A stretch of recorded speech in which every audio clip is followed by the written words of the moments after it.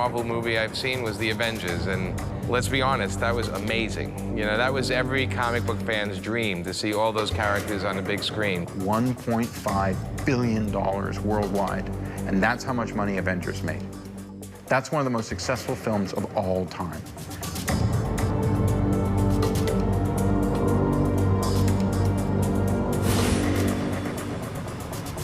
People love escapist fantasy. Marvel is modern myth-making of today.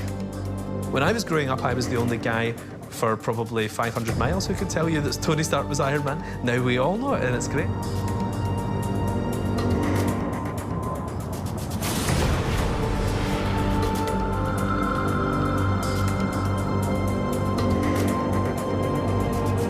As recently as 2 or 3 years ago, we all sort of lived under the fear that, oh my God, one bad superhero movie is going to happen and the whole Hollywood industry is going to give up and not do it anymore. That's not the case anymore. Now, seeing all these movies, it's sort of like a validation for comic books, because the superhero now has arrived in movies, and they're actually doing it very well. We've built up enough positive momentum, Marvel has built up enough positive momentum, where I don't know what's going to stop them. Les super-héros règnent aujourd'hui en maître sur Hollywood et la pop culture. Mais il n'y a pas si longtemps, au milieu des années 90, ils ont bien failli être emportés par la folie spéculative de Wall Street. En première ligne, la société Marvel Entertainment. Maison mère de Spider-Man, Iron Man ou encore Captain America, elle fut déclarée en faillite le 27 décembre 1996 avant d'être miraculeusement sauvée pour mieux renaître de ses cendres.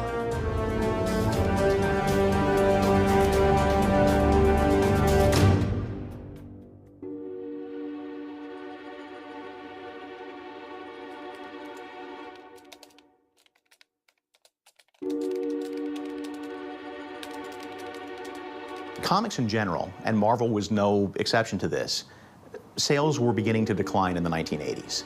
1986 was the watershed moment in American comics, because that was the year of Watchmen, of The Dark Knight, and of Mouse. These 3 comics changed everything about what the American public thought comic books were. The gritty realism and the fact that The Dark Knight was clearly created for an audience of adults, or at least late adolescents, but it wasn't kiddie stuff. And Marvel at that point was not as quick to grab that sort of brass ring that was being offered of salvation. X-Men was always the best-selling comic in the late 1970s and all through the 1980s. Same with Avengers, same with Spider-Man. These were still the top-selling comics in America, but every year they would drop another 5,000 or 10,000 copies per year in sales, and prices escalated to try to make up the difference. So it's an exaggeration to say it was in free fall. That's not the case, but there was a slide. Well, in order to sell more, we'll do an alternate cover. So there'll be 3 covers and a retailer will order more. Or we'll do a shiny cover, or we'll do something made out of, I don't know, uranium. I don't know. You know, we just put anything on the book that we can maybe get the book to sell more. And it started relying on gimmicks. And when you rely on gimmicks, you start losing the soul of the work. They began trading comics as collectibles, less so than enjoyable, readable periodicals. People were buying cases of Spider-Man #1 by Todd McFarlane as a special collectible. They were buying 100 of these because they thought that someday, years down the road, they'd be able to put their kids through college based on the investment they were making. They treated them as investable collectibles. They treated them as bonds and stocks. But they're not. They're stories. Pilier de la culture américaine depuis les années 40, omniprésente dans les années 60, Marvel capitalise sur ses succès et profite de l'appétit des acheteurs pour augmenter ses tarifs. De 40 cents en 1980, le prix minimum de ses comics grimpe à $1 en 1988. Cette fièvre des collectionneurs attire l'attention du milieu des affaires. En 1989, Ronald Perelman, poids lourd de Wall Street, rachète Marvel pour plus de 82 millions de dollars. Très vite, il met en place un système complexe de holdings, relié à son propre conglomérat, McAndrews & Forbes. En 1991, Perelman introduit Marvel en bourse et l'entraîne dans une spirale d'acquisition. À Wall Street, le cours de Marvel s'envole. Les super-héros entrent dans le monde de la haute finance. Mr. Perlman is extremely intelligent, a very good investor, who over a period of years had put together what I would call an empire. Also, a man who is not particularly fond of publicity, but runs a very tight ship. He's in control. He analyzes businesses. He looks for growth opportunities, and Marvel was just one part of the empire. Most of the presidents of Marvel weren't interested in comic books. They weren't comic book fanboys. They were just people who were trying to manipulate the stock and ownership and what have you.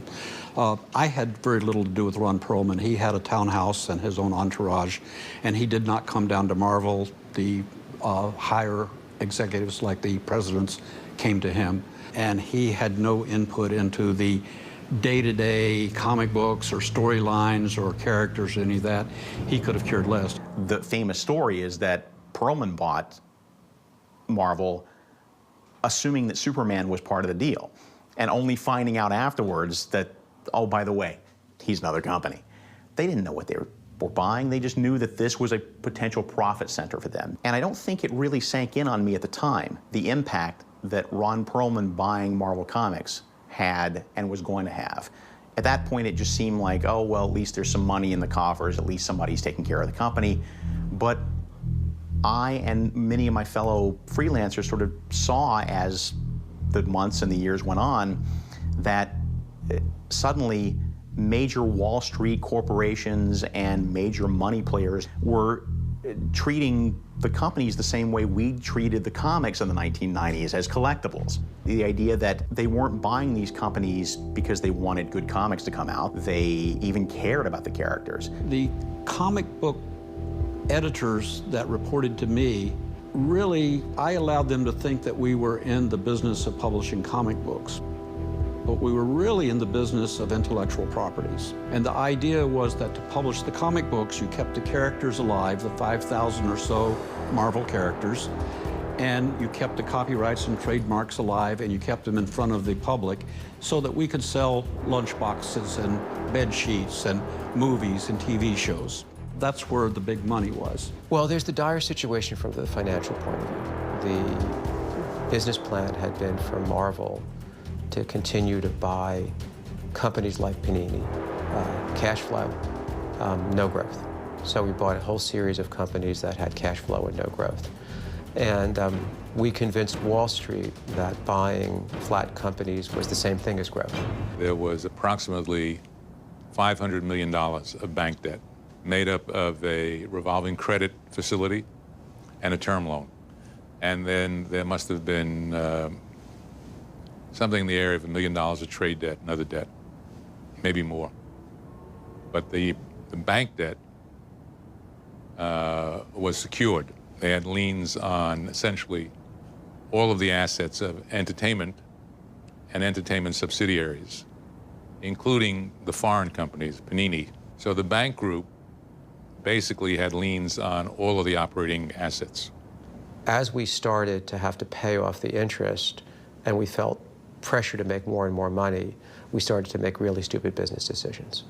So we released more and more different titles, and we would raise the price point, and things would look good for the first month that we would do it, but in the long haul, we created this really horrible downward cycle where we were pricing new customers out of the business. And we were doing so many different books that the storylines got so complex that no new readers could come in. So basically, we slammed the door on new readers.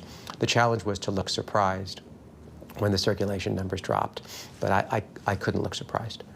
So the first exodus for me was like the first exodus for a lot of people. We saw that the company was going to go bankrupt. We did our best to be vocal about what to do to fix it, and we did our best to fix it. But when it was clear that that wasn't going to happen, most of the better people left. We couldn't even fathom the idea that Marvel Comics could go out of business. How is that possible? Look at all the books. They're all over the world. They're printed in every language. Like most creative people, we were just worried about making good books, so we figured somebody else is taking care of that. You have to understand that at Marvel, you had two levels. You had the suits and you had the creators. And the suits were the people running the business, and the creators were the people creating the comic books. The people creating the comic books lived in a false euphoria, if you will. They thought everything was fine, the comic books were coming out, the stories were good, everybody was having a good time. The suits upstairs are wheeling and dealing and, you know, fighting for financing and ownership and control and all kind of Machiavellian plots. During 1996, as things got increasingly worse, there were defaults under the bank agreements. So there were negotiations with the banks for waivers of those defaults. And agreements were reached with the banks to waive the defaults for a period of time. And the hope was that before the end of the year, the economy would come back, consumer spending would increase, and they could reinstate everything. As the year progressed, there seemed to be no real hope that that was going to happen. So the decision was reaching an agreement with the bank group as to a restructuring. And that would be part of what we call a prearranged Chapter 11. And then there was the news of Chapter 11, and we were just like, well, what does that mean? Le chapitre 11 de la loi américaine sur les faillites est l'équivalent du redressement judiciaire français. Il permet à une entreprise surendettée d'obtenir d'un juge le gel de ses créances, le temps de proposer un plan de restructuration pour sortir du rouge. Ron Perelman et ses conseillers espèrent ainsi gagner du temps vis-à-vis des banques, tandis que Marvel entraîne le marché des comics dans sa chute. Yeah, the 90s were a funny time. Like, I was trying to break into the comics industry just when it was collapsing. It's like trying to get into international banking in 2009. You know, it's like everything had completely fallen apart. Everyone was losing their jobs. Comics was in chaos, and I was coming in at this time as a young guy trying to get jobs, and there was just nothing going at all. And Marvel, which used to be the ultimate aspiration of anyone working in comics, was a ghetto. Like, nobody wanted to work there. I mean, there was even stories of people, writers and artists, were being sued. This was rumours, you know, by people that Marvel owed money to.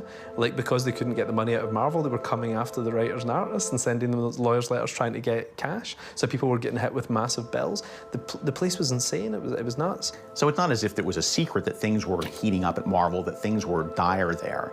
And we get stories in about suddenly there's no coffee maker in the office because they thought coffee would be too expensive, or suddenly the FedEx account had been canceled because they decided that it was too expensive to have a Federal Express account. Another thing was they sold the 2 doors to their conference room because the doors had pictures of Spider-Man on it, and they managed to find a buyer for their doors. And I don't know the validity of these stories, but stories like this were circulating, and freelancers were like, you know, how on earth can we work for people who can't even afford to make coffee anymore? Half of the people went, well, I better go get work at DC, you know. We just hear things. We'd say, well, you know, even if it goes Chapter 11, it's still going to be in business. That's just some technical thing they have to do. We didn't understand it, you know, because all we thought was, well, I need to get the next issue out by Thursday. Like, that's not really my problem. I need to do this, you know. So we thought, well, they'll figure it out. These guys know what they're doing. Ron Perlman would come to Marvel about once a year with his daughter on Bring Your Daughter to Work Day and say to his daughter, Daddy owns all of this, and then he would go away. He was busy owning Revlon and Coleman and I think Hummer and all kind of companies, and basically using one company to leverage the other company, which is what got him into trouble with Marvel.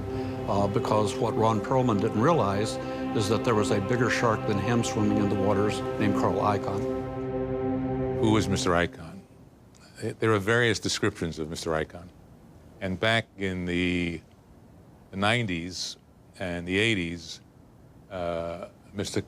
Icahn was probably known as a green mailer, that he would take a position, urge changes in the company, and to basically get rid of him, he would be paid green mail.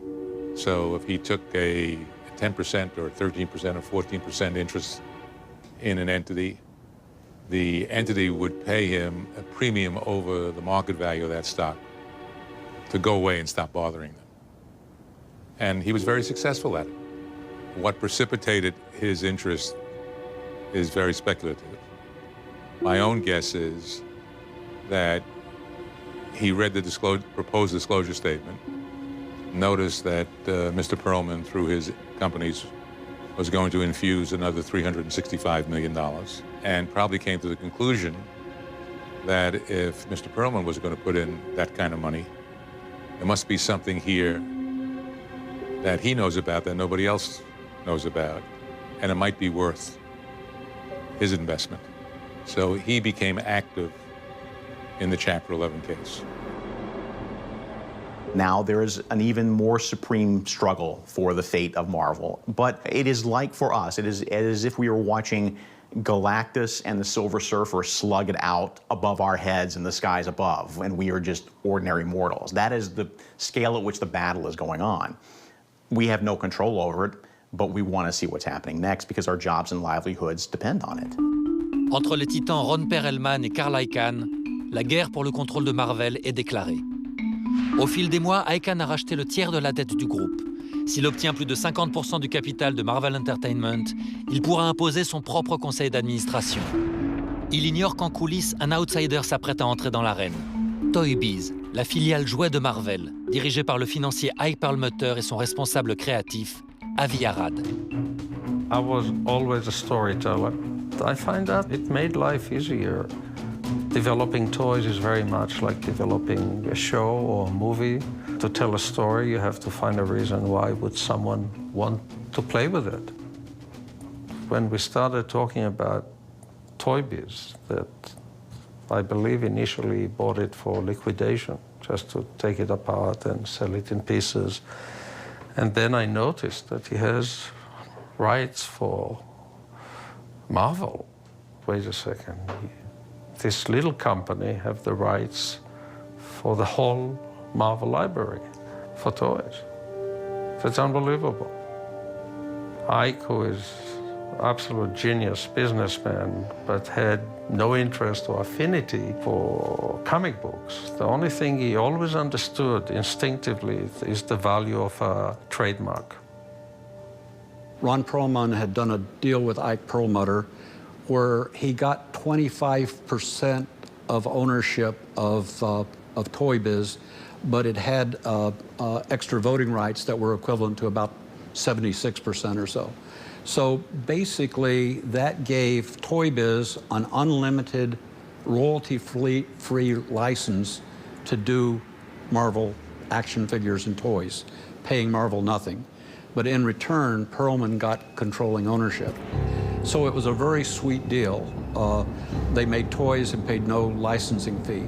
So in order to protect that, they had to be the winners or else they would have lost their business. Keep in mind, while we're talking about a lot of money, this lot of money was chump change to Ron Perlman and even less money to Carl Icahn.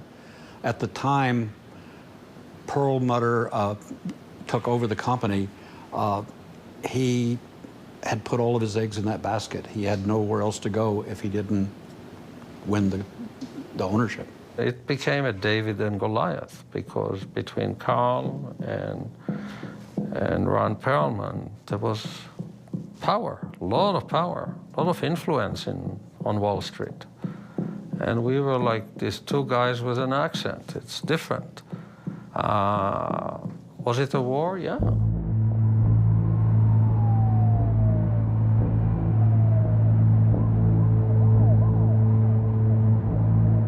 So I suggested that it would be a good idea if all of the parties could get together and see if we could resolve this in some amicable way. So we had this meeting, which was very well attended by a great many lawyers, and all of the banks were at the meeting. And Mr. Icahn came with some of his associates. And the meeting started off, like most meetings, people express their opinions, and the sound volume began to rise. And then at some point in the meeting, the senior bank officer from JP Morgan got up and said, well, it's a very interesting discussion here, but I represent the banks, and we have $600 million at stake here, and I want to know how that's going to get paid. And Carl Icahn looked at him and said, who are you?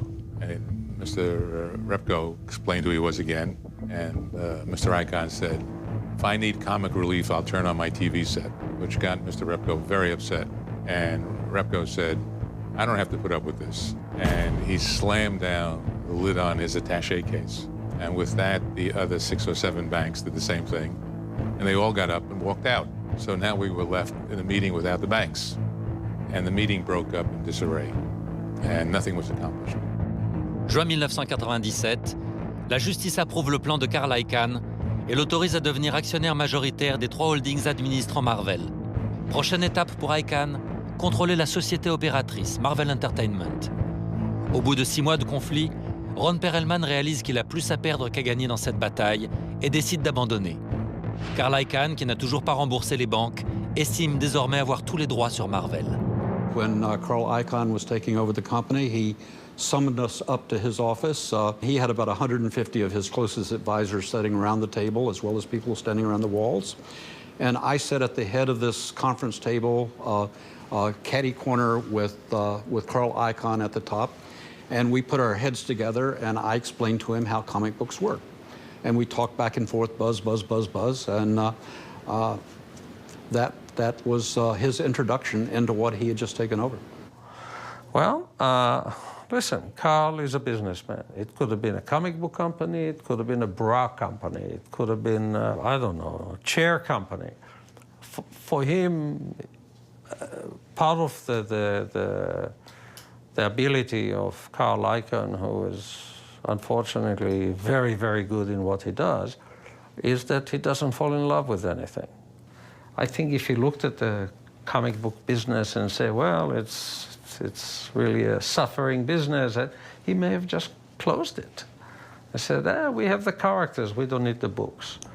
Yeah, you need the books because that's the Bible. It's the keepers of the flame. And you look at Comic Con, 150,000 keeper of the flames, right? It was a time where Marvel had to be run by people who really cared about Marvel. It was more than a balance sheet. It was a culture. If Marvel had collapsed, the whole comic book industry would have collapsed. I controlled over somewhere between 30 and 36% of the comic book market at that time. And DC controlled probably about maybe 25 at that time. So if Marvel had collapsed, all the little comic book stores would have collapsed and the whole industry would have collapsed. So my job was to keep the comic books coming out. And there was all kind of lawyers and people fighting up in the clouds above us like Olympian gods. And they were spending, you know, millions and millions and millions of dollars on lawyers. I think the estimate was like $40 million on lawyers alone, fighting over control and ownership of Marvel. Carl had a cash offer for the banks. I believe that the bank probably wrote off the losses in Marvel. And they had a bank meeting, which was actually not legal. Literally, we had to run over to a law firm and more or less break down the door and say, no, you're not going to have this meeting without us. It became like one of these moments that I looked around the room and all these bankers basically in their minds were going to take the cash from Carl Icahn. And I said to them, you don't understand what you're doing. Spider-Man is worth $1 billion. You're going to take $375 million for this company? One character, and I was wrong. Spider-Man is worth probably $10 billion. And it stopped everybody. I think the thing that made it work for us, that even the investment bankers and the bankers, there were a lot of young people there, you know, kids out of MBA schools, out of law schools, and many of these kids loved comics. And when they hear Spider-Man is worth $1 billion, they got it. Convaincus par avis Arad, les banquiers changent de camp. Le 31 juillet 1998, la Cour annule le précédent jugement favorable à Carl Icahn et valide le plan de Toy Biz pour fusionner avec Marvel. Vaincu, Icahn accepte une compensation financière pour se retirer. La procédure aura duré 1 an et demi. Very few people ever won against Carl Icahn. It's quite powerful. But this one, it's like you cannot go to war without ideology. Soldiers without ideology cannot be a good soldier. I think, thank goodness, I had a partner like Ike. Not only he's tough, he's just so smart. How to deal with all these business issues. And our friendship was so strong that it wasn't even about just the Marvel thing. It's just about the fact that I think I made him a believer that this thing is very important. I'll never forget the first meeting with him of X-Men. He said, what do you want to do? I said, I want to make a show out of X-Men. What's X-Men? And it didn't matter. He said, you know what? You do your thing, I do my thing. That's why we were such amazing friends and partners. No one knew what to make of it when Avi and Perlmutter finally managed to wrest control. No one quite knew what was going to come of any of it. There was at least some sense that things had settled and a little bit of peace that came with that, but a lot of trepidation in the sense that we don't know what this means. The last place you would imagine you would want to work is Marvel, but in a way it's actually quite exciting going into a place where there's nothing left to lose. As a creator, you know, as a writer, I love the idea of going in where anything goes. Like, if you go into something that's very successful, it's kind of boring because people are scared to take risks, whereas Marvel was at such an absolute nadir. Things were just dreadful that they said, let's just try anything. And that's the kind of Wild West atmosphere that I quite enjoy. We wanted to resurrect some of our older, more tattered characters for future use in movies.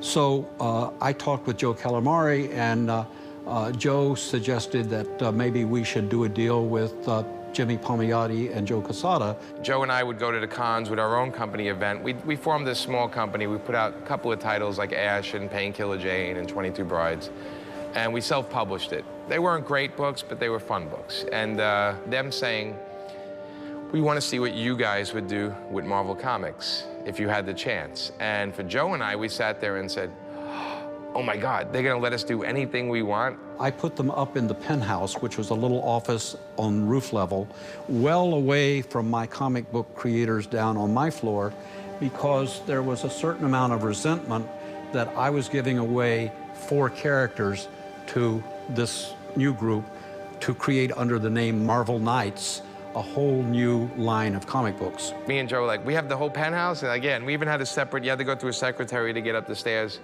to go to the penthouse. And Joe and I, of course, we put TVs in there, we put a couch, we put drawing boards, and we worked up there the whole time. One of the characters we gave them was Daredevil. Daredevil had kind of faltered a bit. And so Joe and Jimmy went out and hired Kevin Smith, the director, to write the first 8 issues of a new Daredevil line. The whole key to Marvel Knights was the right writer on the right character, the right artist on the right character. But the bigger issue for us was comics were always perceived as not cool, okay? So you would never go in a bar and a girl goes, hi, what do you do for a living? You'd never say, oh, I make comic books. Okay, you might as well say, I'm a puppeteer. You know, the girl's just gonna walk the other way. You know, it's just not, wasn't cool. And we said, well, if we're 2 cool guys and we're doing this cool job, we have to convince everybody else it's a cool thing. So bringing in Kevin, we said, okay, well, this is a film guy who loves comics. And all of a sudden, Kevin's on talk shows going, yeah, I'm writing Daredevil. It's Marvel Knight books, it comes out in September. So all of a sudden, people who never even thought of looking at a comic were saying, well, Kevin Smith's writing it, let me at least check it out. So our thing was to get it to a broader audience. And because of that cachet, we sold a lot of copies, and that brought Daredevil back to the forefront, where we were able to sell a Daredevil movie. Now, I apologize that Ben Affleck didn't do that great a job, but we did get a movie. That was one of the first kind of Marvel movies that we got by doing that.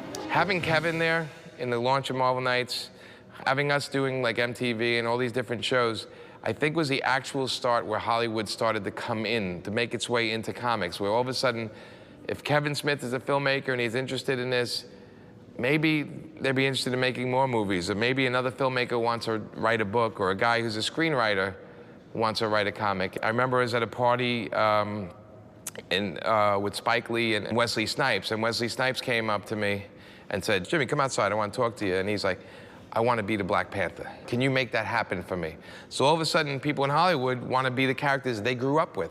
It was an exciting time because we thought, well, you know what? The company's having whatever issues it's having, yet we're getting this positive press, we're making some money, and we're also getting guys, you know, actors that want to be involved and filmmakers that want to be involved. And at the same time, Avi's running around putting together deals. You know, we're doing the work on our comics, so we're doing what we're supposed to do is bring attention to the comics, and Avi's out there able to make deals based on the fact that people are getting more attention now to these characters, and eventually this is the thing that would actually take Marvel and put it in a great place, in a powerful place, and in a place it deserved to be.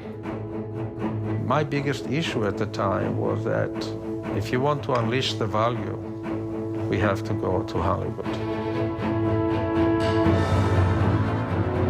The X-Men show did fantastic, and one of the things it did so great was a household rating, which cannot come just from the kids.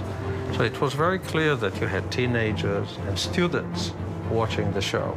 It was actually at 11:30 in the morning, which is perfect for teenagers. And it took a lot of convincing to get Fox to make the movie. I started working with Bryan Singer as his assistant. So it was right before Usual Suspects came out. And Bryan he didn't grow up a comic book fan. He was a big science fiction fan. He had the concept of what most people had about comic books, was that it was guys running around in their underwear and there was no deeper themes. So I said, no, it's not like that. It's Malcolm X and Martin Luther King and the next wave in human evolution.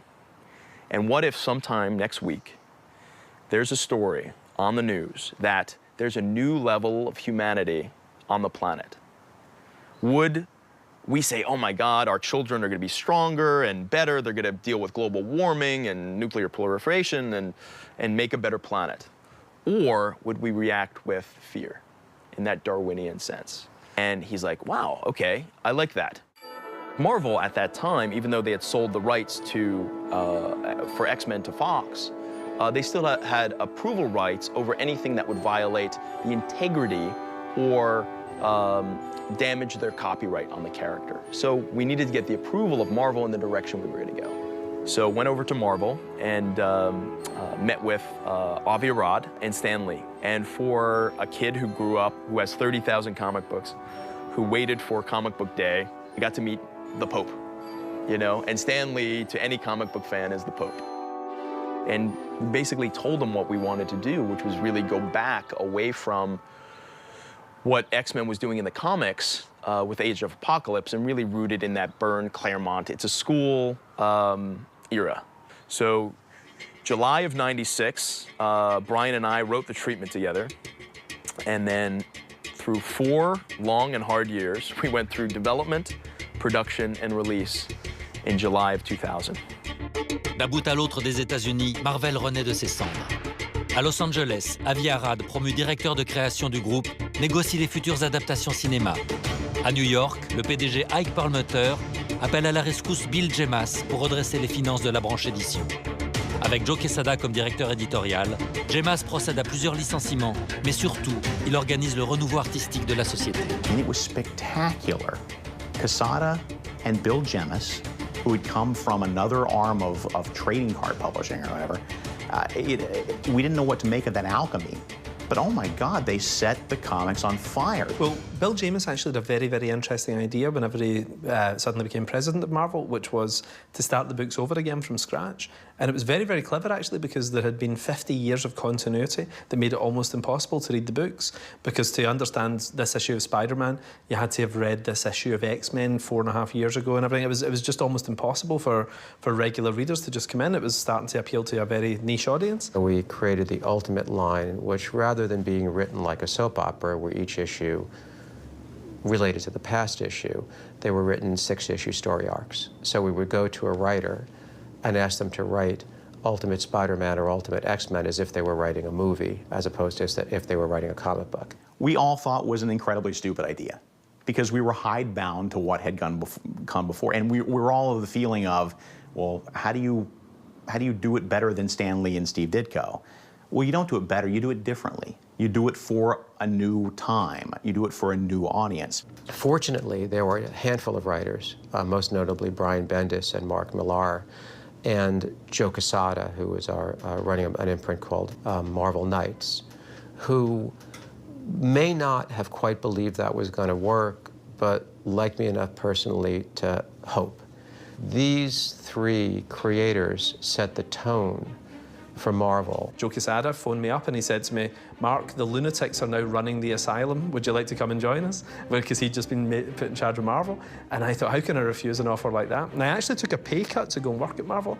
I took a 30% pay cut to go and work at Marvel because I just thought, this looks quite exciting. You know, this is like going into Iraq after the place has been bombed or something. You know, the place is just, it's nuts. It's a good, or being an oligarch rising up in Russia, you know, after the fall of the KGB. And they had me lined up to do Ultimate X-Men, which was a reboot of the X-Men franchise. And I had a great time on that. I was very, very lucky. It started at #1, it launched at #1 and everything.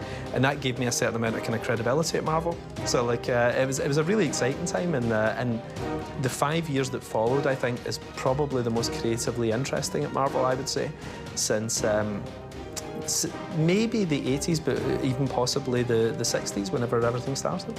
The first Gemis years, the sales in the books exploded, the attention the books received from the outside media exploded, and comics were back on the map, and people were very excited. You're watching what Grant's doing with X-Men, what Brian is doing with the Ultimate Spider-Man line.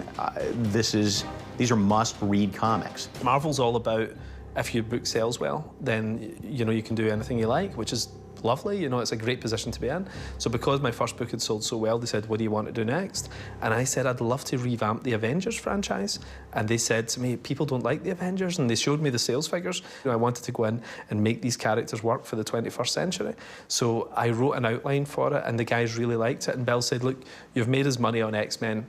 You know, let's see what you can do, you know. And Joe became very, very excited about it. Joe became a real supporter of it too. And the guys, they just gave me carte blanche. Gemis, again, had this notion of, damn the torpedoes, you know, don't tell us what to do. Let's do things in opposition. Let's push the boundaries. Let's find new ways of interpreting old rules. Let's challenge all the thinking that went before this. And Joe was very much of that same mindset. They were a good team. And that momentum, that energy, really created a new Marvel renaissance in the early 2000s.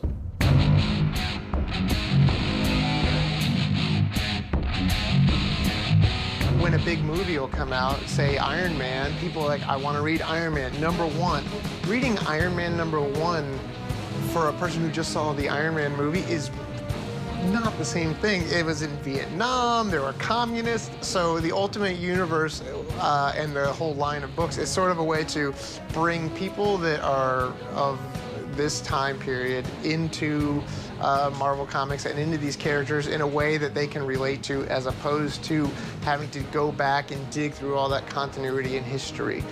So with the Ultimate books, one thing that you can kind of compare it to is the way the Marvel movies are nowadays, like the first movies where they're origin stories, where you're gonna see stories that are somewhat familiar to the actual original story, but they've been updated, they've changed. You know, an X-Men movie, the very first X-Men movie was like the stepping stones for all comic book movies, not just Marvel movies. X-Men was like these characters can be real, this world can feel real, and this is how we're gonna do it.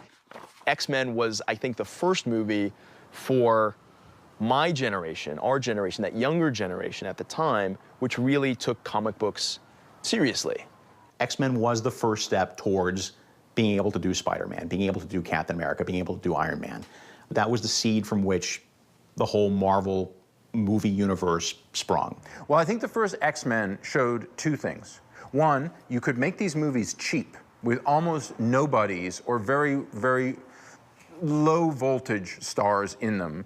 Hugh Jackman was not the most well-known guy when that movie came out. You know, Halle Berry as Storm was not the most well-known actress, certainly hadn't been an Oscar-winning actress at that point.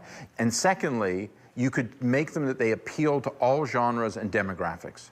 Yet those movies were able to make enough. They were able to make enough, they were able to capture the attention of the public, and they were able to inject what had been a relatively minor comic book series in the general landscape. Comic book fans knew who X-Men was, but the general public was not very familiar with the X-Men. You know, it was interesting. Avi had told me that the success, and this was the week before we're supposed to open, and he said, if X-Men doesn't do well, Sony's not going to greenlight Spider-Man. Fortunately, we did, you know, amazing that weekend. And that Monday, there's a big announcement in Daily Variety of Spider-Man getting its green light. We see Spider-Man. Oh my God, they got it. This was the first time anyone had done a Marvel property on television or the movies where they weren't embarrassed by the source material. In fact, they embraced the source material and they made what was in the comics that we loved work. Were there changes? Yeah, there's always going to be changes when you move anything from one medium to another. You have to. But oh my God, they got it right. That's Uncle Ben. That's the speech. With great power comes great responsibility. He's sewing his own costume. He's fighting a wrestler. There's the burglar that he doesn't stop to save his uncle. All the beats were there. All the magic moments were there. We all walked out of it knowing if this is the approach they're going to take, then this is going to work. And we all held our breath that weekend, because if that movie had failed, that would be it. There'd be no more superhero movies. And that was the turning point. The Spider-Man movie being as good as it was, that opened the door for everything. Spider-Man rapporte plus de 800 millions de dollars dans le monde, rien qu'en salle. Hollywood reçoit le signal, les super-héros attirent les foules. Et grâce au progrès des effets numériques, tout devient possible. Entre 2002 et 2007, 5 studios sortent une quinzaine de films adaptés des licences Marvel. Mais les faibles royalties reversées sur les bénéfices poussent Arad et Perlmutter à changer de stratégie. Plutôt que de laisser Hollywood adapter son catalogue, Marvel reprend un contrôle absolu sur les films via sa nouvelle filiale, Marvel Studios. Arad et le président de Marvel Studios, David Meisel, obtiennent de la banque Merrill Lynch un prêt de 525 millions de dollars pour produire une dizaine de films. The Spider-Man movies made what? The first two made $1.6 billion. Marvel only made $75 million on that deal. So that wasn't acceptable to Perlmutter. That wasn't acceptable to Rod, and especially Meisel. So they figured out a way to get this line of credit so they can make their own movies out of their own characters on their own terms, which is what everybody in Hollywood chases these days. I felt very strongly that we needed to start with familiarity. And Hulk was in Universal, and it was an opportunity to start over, and that's how I went after Louis Leterrier and what it took to get him, and finally got him, and he'll always say, and then you left me. Au départ, Marvel Studios n'existait pas, c'était Marvel, c'était vraiment une idée de faire quelque chose de différent au sein de ce système américain, et donc de faire un prêt vraiment comme un film indépendant, mais à hauteur de 580 millions, pour faire 2 films, pour faire Iron Man et Hulk, de rebooter Hulk, sans faire une origin story, essayer de respecter le film d'Ang Lee, mais d'en faire quelque chose de différent, tout en réintégrant Hulk à l'intérieur de l'univers Marvel et puis dans la suite logique de ce qu'on voulait faire, et Avi et Kevin, c'est-à-dire créer les Avengers en fait. Et ça depuis le départ, on le sait. Was it a strategy? Yes. Was it a strategy that worked? Yes. The first Iron Man movie has a lot more jokes than it has him in the outfit, because they're playing for something. They're playing for type. They're playing with that character, that improbability that Downey has, that made it seem so accessible. That was a lot of what led to that success. Were they smart with a second-tier character? Of course. Were they really smart insofar as by that secret ending, they knew that they were kind of planning something bigger? Yeah. Was it a Stalinist 5-year, 10-year plan? I don't know. Arad always had a vision that the future of Marvel laid in movies, okay? So basically, there was a falling out, I think, between Perlmutter and Arad.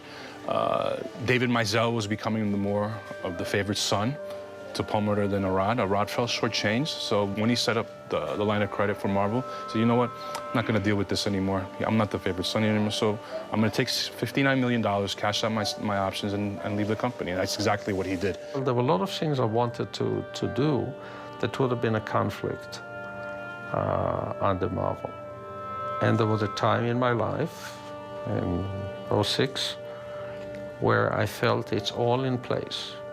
And I think I was tired enough to do the right thing, to say, Sophie, gotta move on, or gotta move back.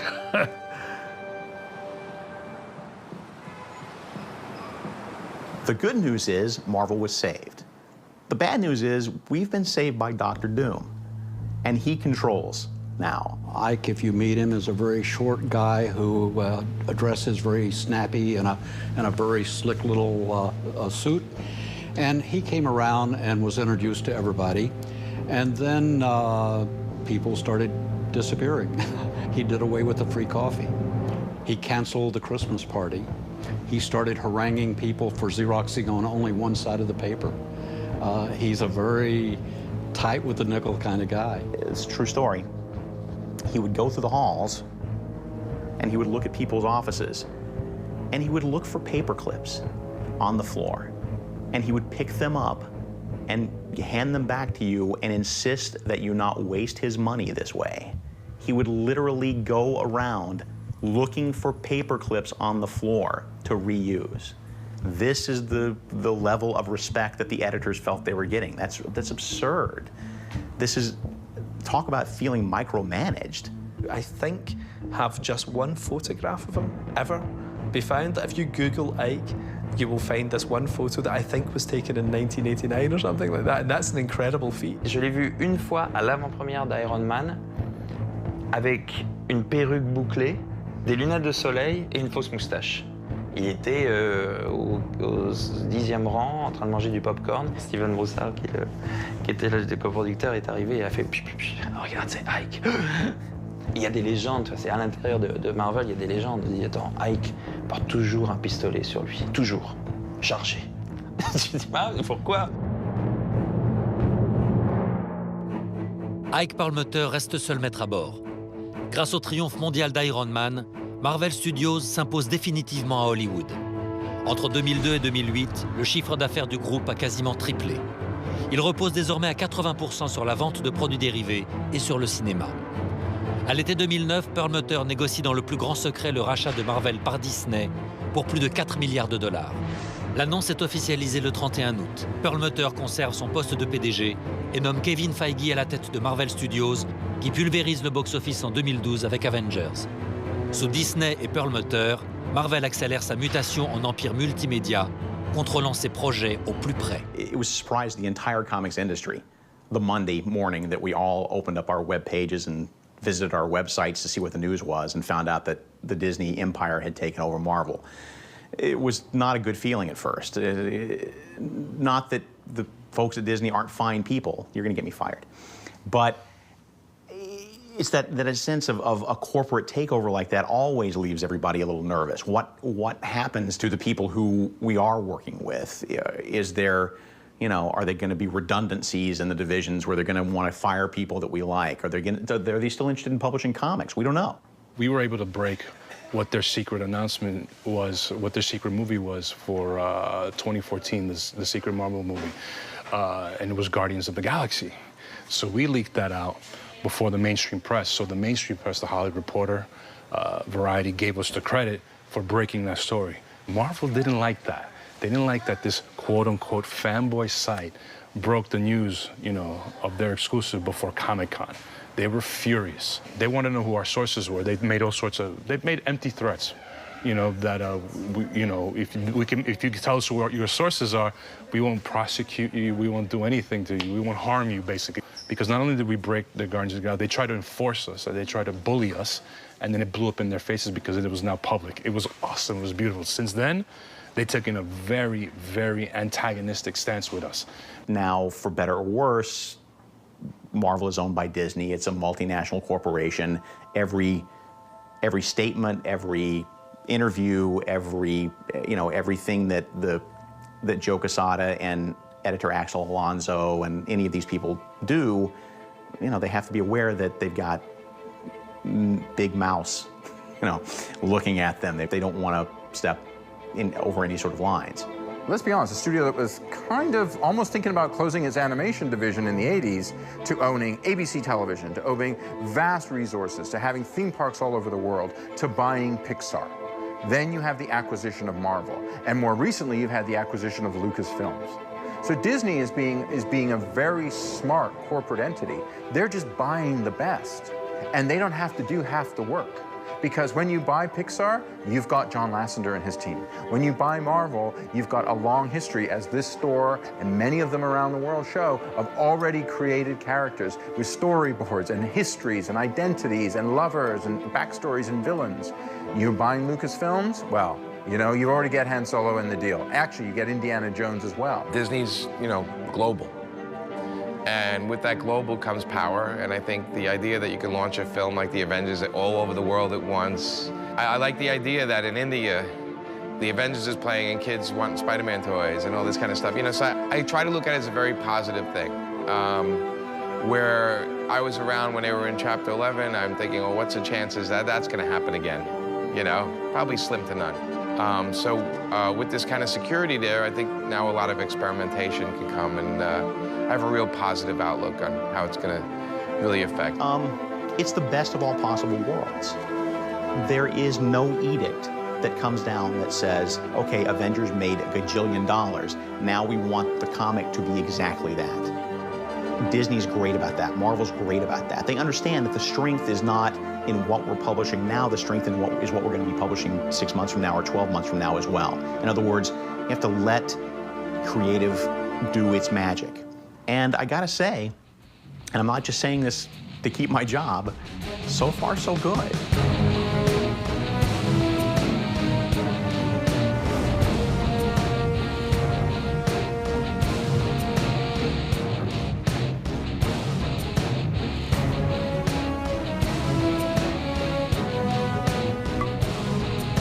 Tout de suite, l'association explosive des McLean père et fils. Die Hard, belle journée pour mourir avec Bruce Willis.